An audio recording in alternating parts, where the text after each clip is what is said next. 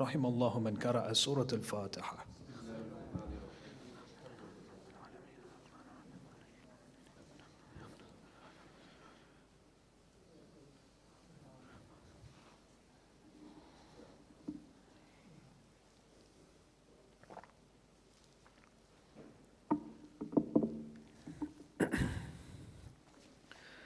أعوذ بالله من الشيطان الرجيم. بسم الله الرحمن الرحيم. الحمد لله رب العالمين، والصلاة والسلام على أشرف الأنبياء والمرسلين، سيدنا ونبينا وحبيب قلوبنا والشفيع لذنوبنا وطبيب نفوسنا أبي القاسم محمد.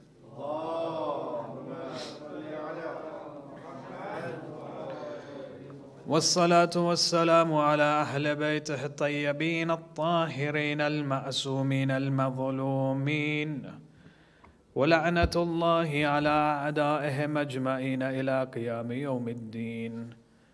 وفقنا الله وإياكم بعلم وعمل صالح إن شاء الله، بذكر الصلاة على محمد وآل محمد. اللهم صل على محمد. أما بعد، فقد قال الله عز وجل في كتابه الكريم: بسم الله الرحمن الرحيم. قال إني عبد الله آتاني الكتاب وجعلني نبيا وجعلني مباركا أينما كنت وأوصاني بالصلاة والزكاة ما دمت حيا. آمنا بالله. صدق الله العلي العظيم.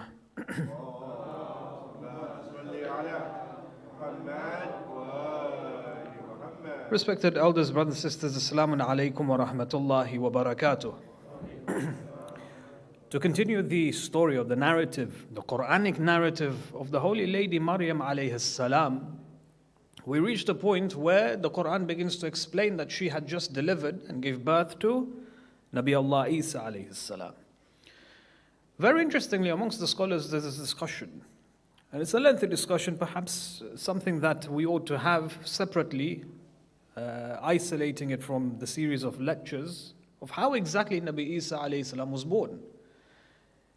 Did the laws of cause and effect break for Nabi Isa alayhi salam to be born? Meaning what? Meaning if you look at a human being is born physically when there is the egg and there is the sperm. Both join, and then there is the creation of the being. Did that happen in this case?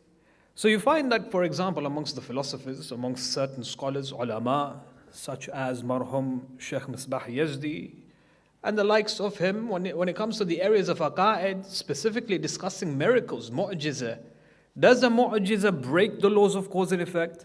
It's a very interesting discussion, and the reason being is because the laws of cause and effect is an aqli establishment. Yes, everything in this world, from the largest of the universes to the smallest of atoms, all come under the laws of cause and effect. But when a mu'jiza takes place, does that break the laws of cause and effect? So that's a separate discussion, a very interesting discussion, quite lengthy and quite technical, but we'll leave that for another time. After the previous session, one of the brothers approached me and asked a very interesting question. A very, very interesting question. In the previous lecture, we discussed the fear that Maryam alayhi salam had. And that fear was predominantly with regards to how the people will react towards her or her having a child. And she knew that the people would not be nice, they would not be accommodating. So the brother asked me a question. He said, well, doesn't that demean the position of Maryam alayhi salam? Remember, these holy personalities that are there within the Holy Quran, they operate not on a level that you and I operate. They operate on a spiritual level. Yes? All of the dialogue that's there within the Quran, between the Prophet and Allah, between the Holy Lady and Allah subhanahu wa ta'ala, they operate on a different level compared to all of us. Maryam alayhi salam is a mystic.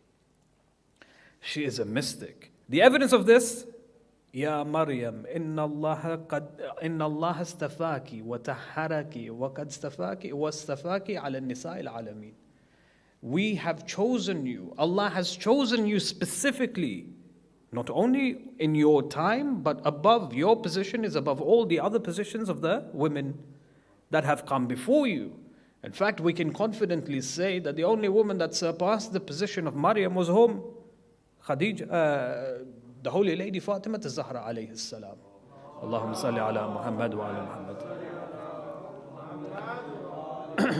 So when we talk about the khawf or the fear of Maryam, we can't say that she was only fearful for her reputation and the rebuke of the people, the reprimand that would come towards the people and so on and so forth, because that's how you and I behave. Yes, if I do something wrong in public, I am fearful of the consequences. In fact, many a times, social ills, you'll find that certain individuals will refrain from certain actions because of the fear of the backlash of the community. And not just within our communities, within society as well. If a person is from a good social and has very strong influence in his community, there are certain things that he will either do secretly or he will not do at all because of the backlash if the people come to know, politicians and so on and so forth. So you find if Maryam was simply scared of the people and the reprimand of the people, then she's operating on the same level as us. Whereas Allah shows and gives evidence in the Holy Quran that she is not on the same level as us. It's a very interesting discussion because if you approach it from one perspective, Allah subhanahu wa ta'ala tends to humanize the prophets of Allah.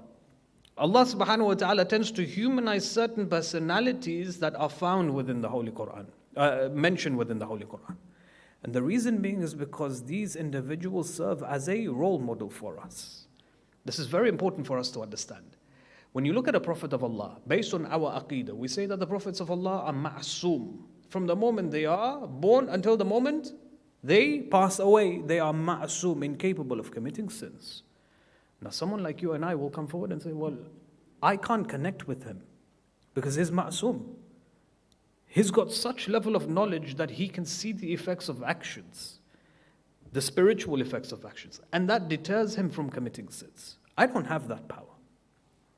When you look at the Ahlul Sunnah wal Jama'ah, why is there so much love for the ashab, for the Sahaba? Because one day the Sahaba were the filthiest of people in the time of Jahiliyyah. Yeah? Some of them used to bury their daughters alive. Some of them used to drink alcohol like there was no tomorrow.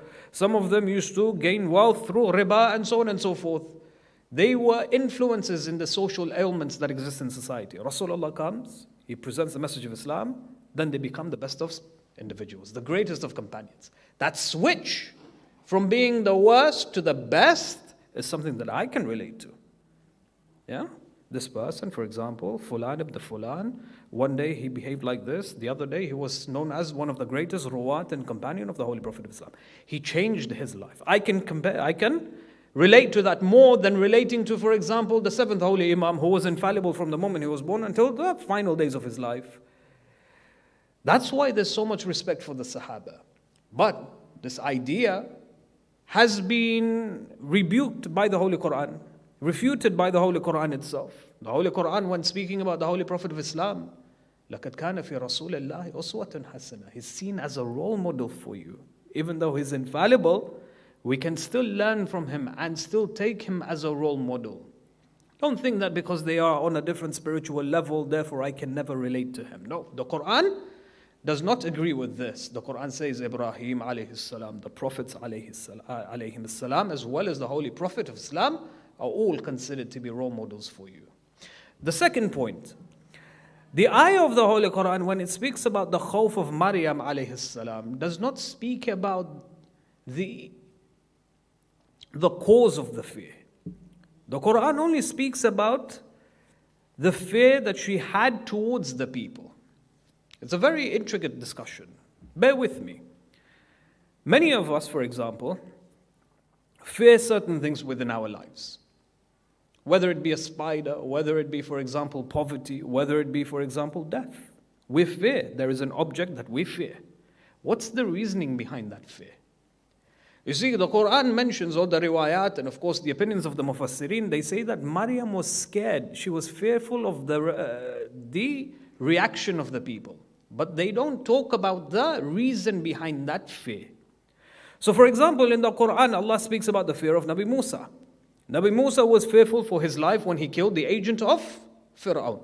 And then he left and went towards the lands of Madian. Speaks about the fear of Rasulullah on the day of Ghadir. He was fearful. Allah does not tell us what was the cause of the fear. Allah tells us what he was fearful of. And likewise in this scenario, the fear of Maryam alayhi salam. When you look at, for example, the fear of the Imam alayhi salam, Ajjalallahu ta'ala farajuhu sharif. Allahumma salli ala Muhammad.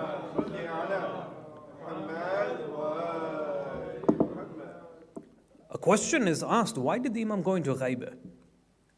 One of the answers that's given is because he was fearful for his life. He was scared of being killed. But that's what I'm scared about. So I can't be scared with the same thing that the Imam is scared of, because that's demeaning the position of the Imam. No, not necessarily. Look at the intention. Look at the cause of that fear. That's where the differences arise.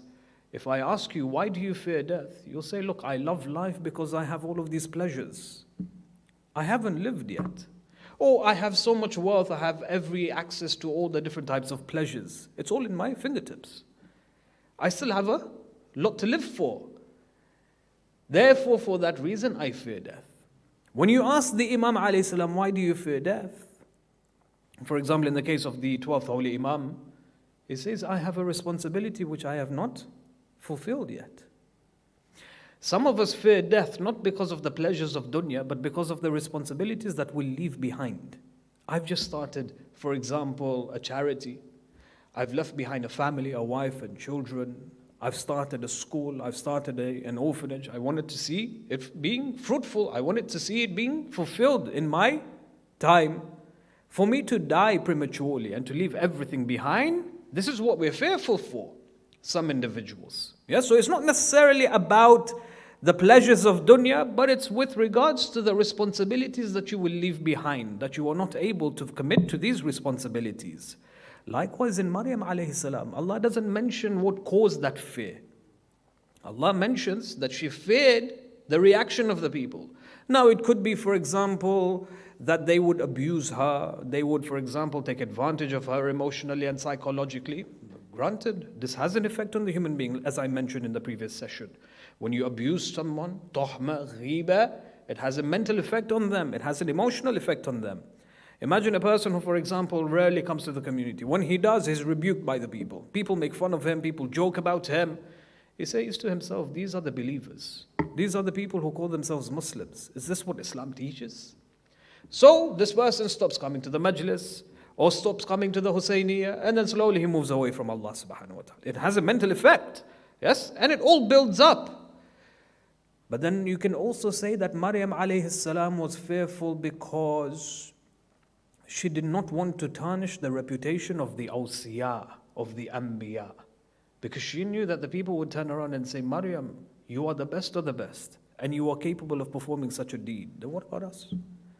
What about the prophets that came before you? They were also from the best of the best. Maybe they did something in their private lives that we don't know about. You are evidence for that. See, that's a higher level of fear. You're not worried about yourself, but you're worried about people moving from Islam because you are now allowing them to question the infallibility or the reputation of the prophets. That's a higher level of fear. But there are no evidences to this. It's plausible. It's definitely possible.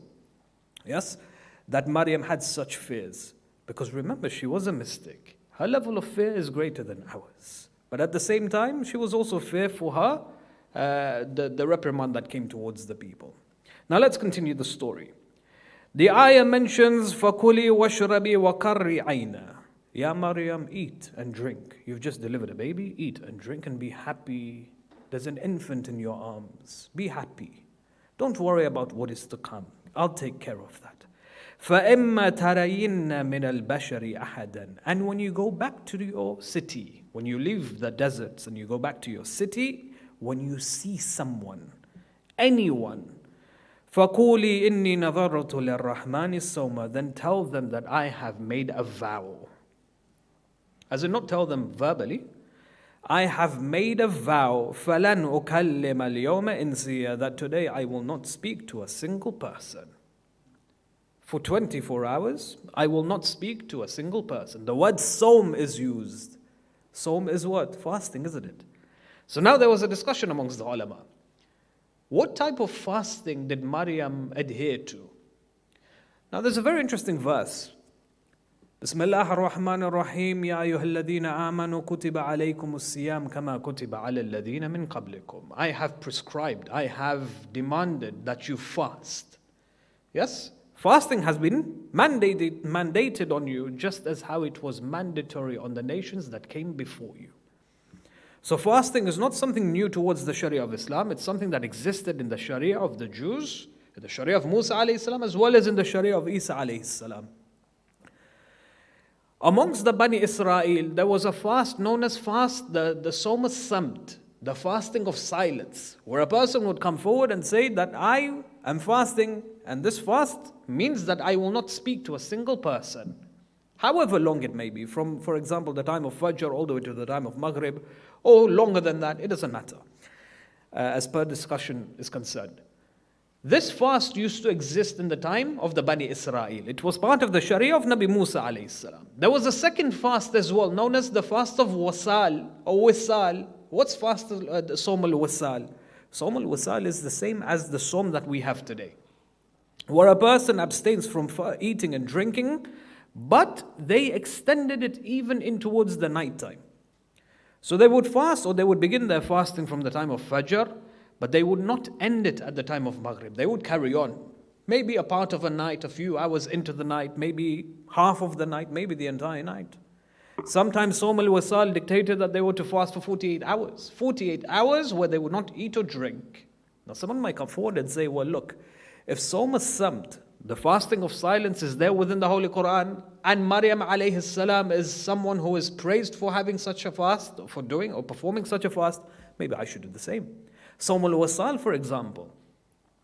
In the winter nights, fasting is easy. Maybe rather than doing iftar at 4:30, I'll do iftar at probably 7:30, 8:30. I can do it. I'm very fit to do so. Is this permissible or no?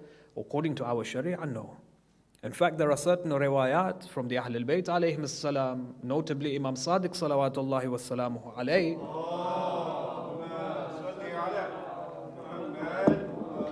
He says that Sawm al-Wasal does not exist within our Sharia. Sawm as-Samt, the fasting of silence, does not exist within our Sharia. In fact, it's considered to be haram. The ayah of the Quran is very clear with regards to this. The position of Islam is what?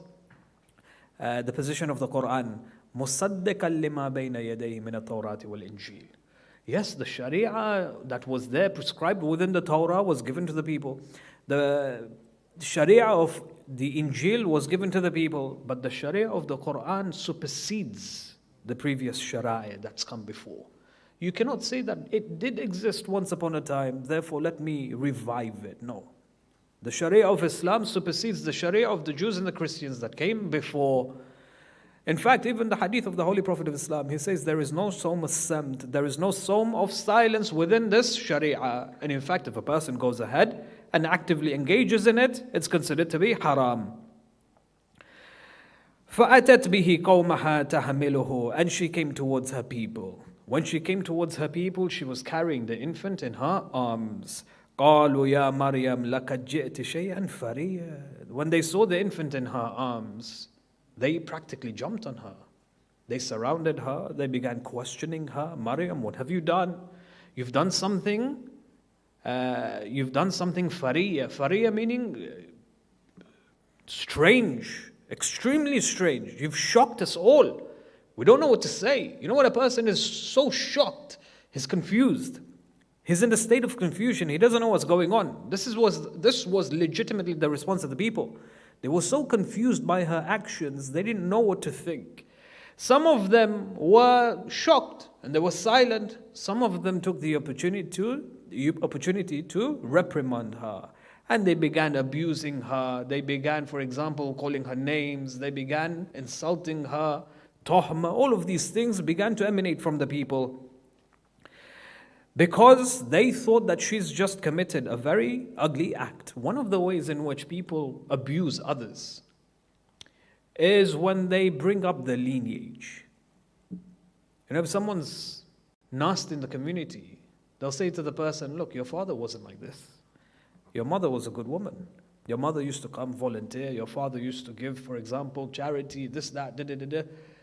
But you're not like your mother or your father. You're different. That's an insult in itself. And people use this to try and demean the person that they're talking to. This is exactly what the people did. Some of them took the opportunity, they came towards Maryam and they said, Ya ukhta Harun.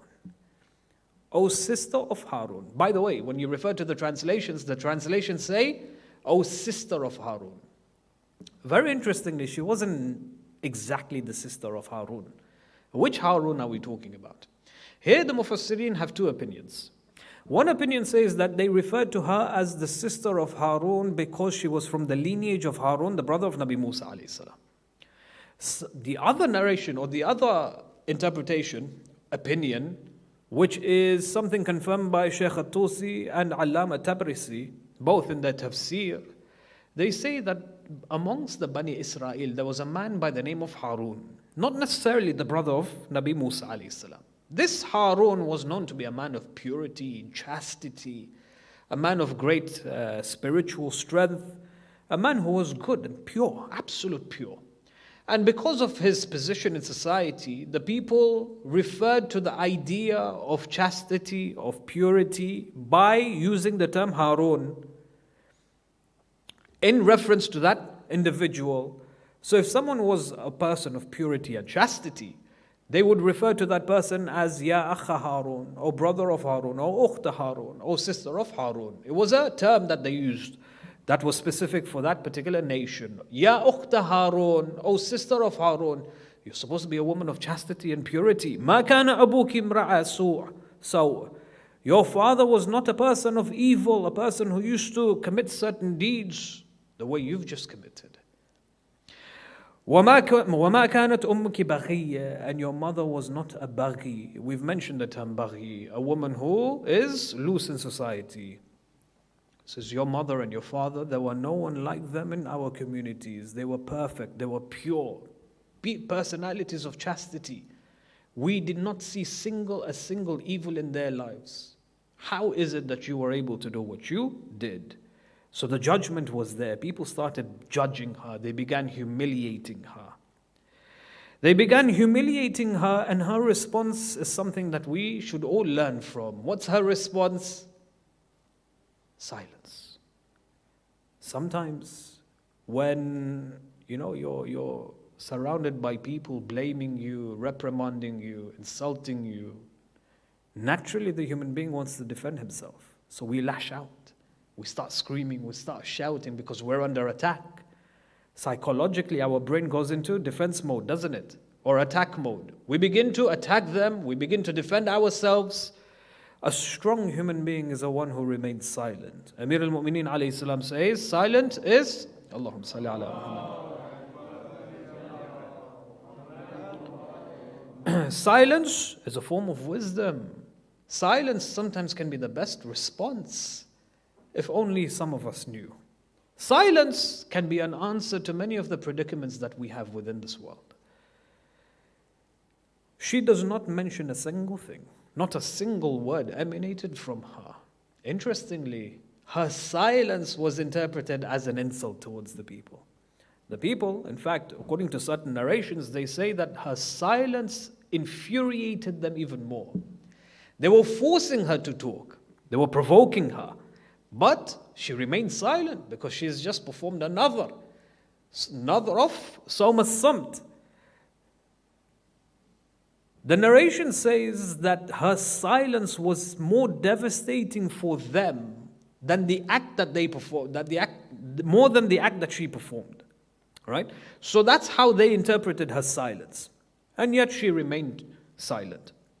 Then all of a sudden the ayah of the Holy Quran explains, فَأَشَارَتْ إِلَيْهِ. She began pointing towards the child.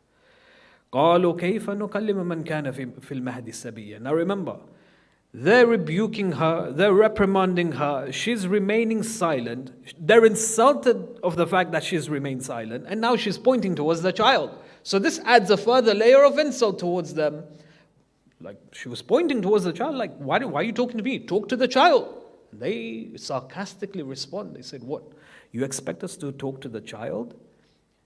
You honestly expect us to talk to the child? So they began harassing her from this perspective. How can we talk to a child? What are you on about? Then all of a sudden, as the ayah of the Holy Quran explains, the child begins to speak. قَالَ إِنِّي عَبْدَ اللَّهِ. Nabi Isa alayhi salam then intervenes. When he intervenes, these collection of verses is something that we ought to refer back to within our lives, especially if we want to understand the identity of Nabi Isa alayhi salam. Now, Nabi Isa alayhi salam is identifying himself. Who is he? He says, قَالَ إِنِّي عَبْدَ اللَّهِ. Number one, I am the abd of Allah, the slave, the servant of Allah. It's an honor to be a slave of Allah. The greatest people were considered to be the slaves of Allah. Slavery, you'll find it has a very demeaning outlook on it because of what human beings have done over so many centuries. But when you look at the essence of slavery in Islam, it's an honor to be a slave of God. People will come and say, why is it that you should be a slave of God?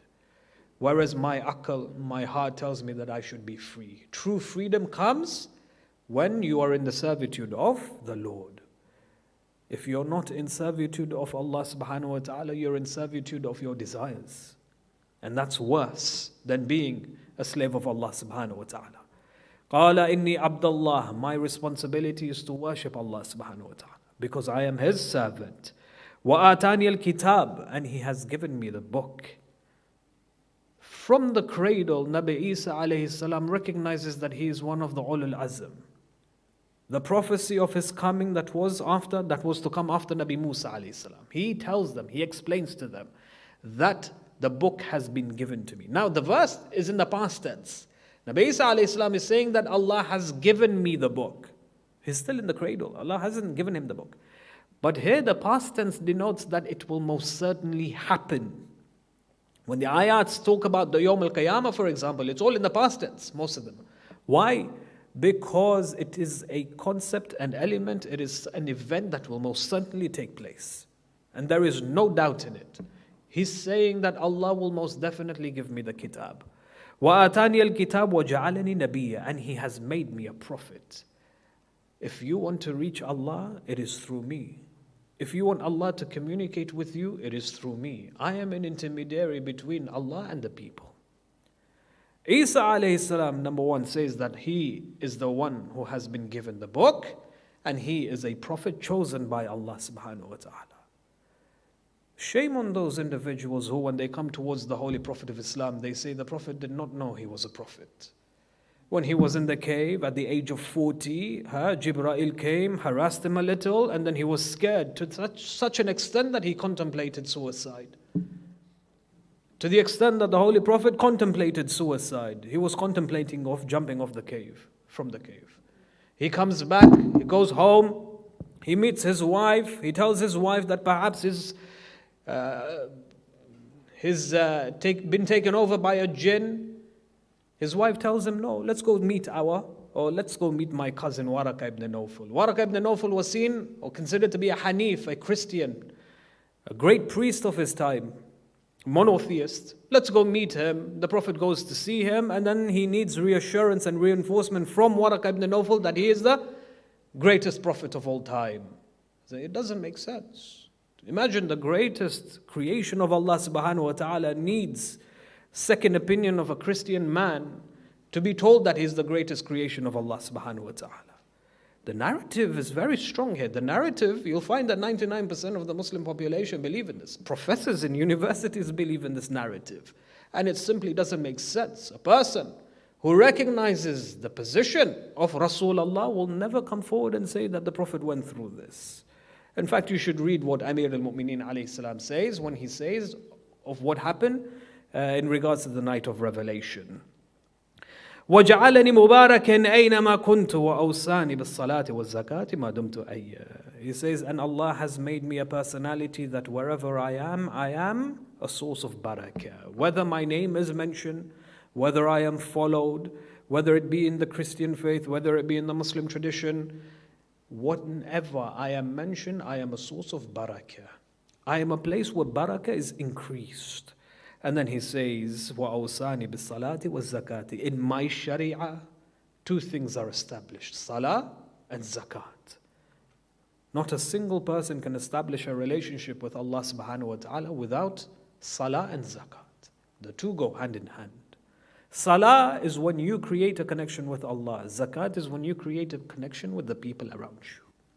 And that reinforces iman, that reinforces taqwa within the heart of the human being.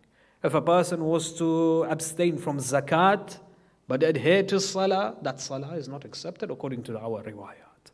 And likewise, if a person was to adhere to zakat and not adhere to salah, that zakat, that charity is not considered to be accepted by Allah subhanahu wa ta'ala. The two go hand in hand and can never be separated.